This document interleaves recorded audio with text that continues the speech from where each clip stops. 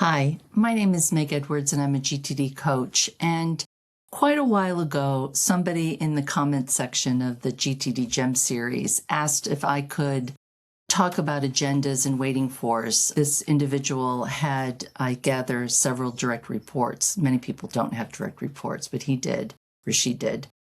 And I thought that this would be the good time to be able to riff a little bit on agendas and waiting fors.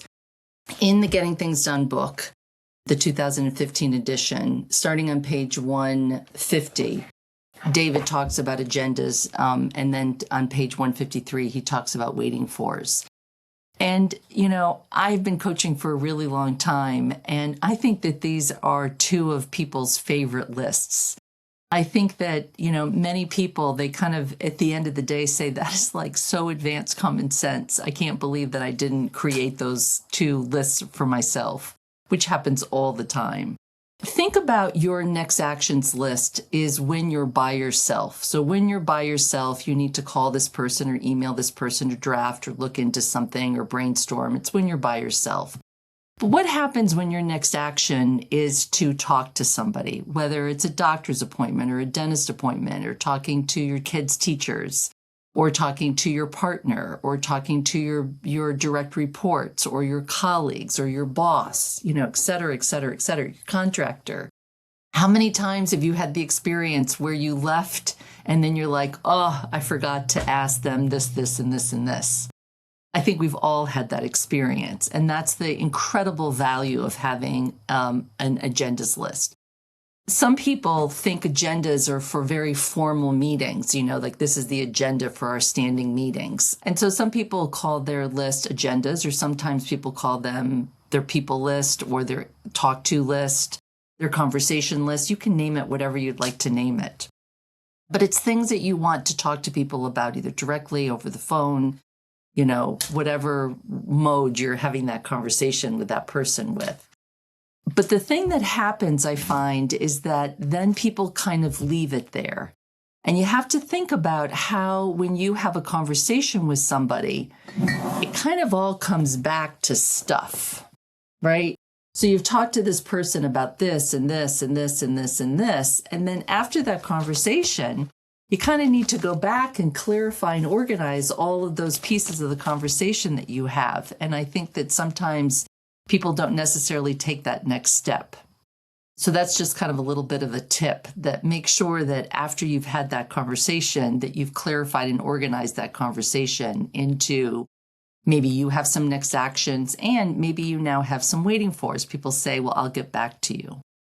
I have this wonderful contractor who, said that he would get back to me about getting somebody for my gutters.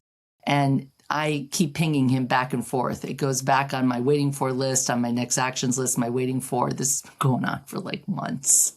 And I want to get this done before winter comes.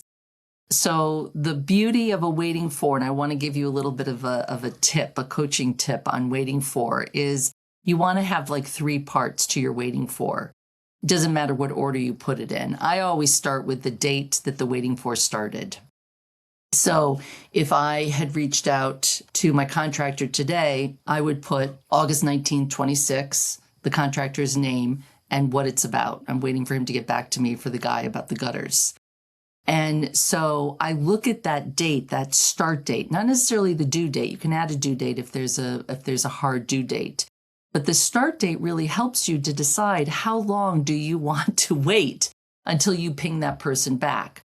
Now, a lot of times I just go into my waiting for list and I just ping them back and then just add the new date. So let's say that I reached out to the contractor today on August 19th, and then I reached out again on September 10th. I would leave the 19th, I would add September 10th, and I would just keep adding the dates. It's just a way of tracking. And so when you look at your waiting for list, you'll see that start date to intuitively know how long are you going to wait before you're going to take the ball back in your court. So I think that these are just 2 gem lists that I think that can just make your life so much easier. I took my sister to the doctor's and I forgot to stupid ask a question. And now I had to go into the portal and back and forth and back and forth and back and forth. And they have to send me the form. And if I had just added it to the agendas list to the doctors, I would have gotten the form. She would have filled it out right then and there. It would have saved so much time. So, I need this just as much as anybody else. And every once in a while, I, drop a ball and I didn't grab it when it showed up in my mind to ask them about this. Now I have to wait and it's just kind of a real pain. So I always try to up my game with my agendas list and my waiting for list because it just makes things so much easier. And it helps you prevent things from drifting as well. So I hope that helps. I hope that maybe if you have kind of let that drift and you haven't added your agendas and waiting for list, that you start it, because I just think that it just is such two powerful lists to have to help you stay more in control of your life personally and professionally. So as always, thank you so much for participating in these GTD gems, and would always love to hear your questions and your reflections and your comments. And so have a wonderful rest of your day. Thank you. Bye. For more GTD resources, please visit gettingthingsdone.com and David Allen's YouTube channel.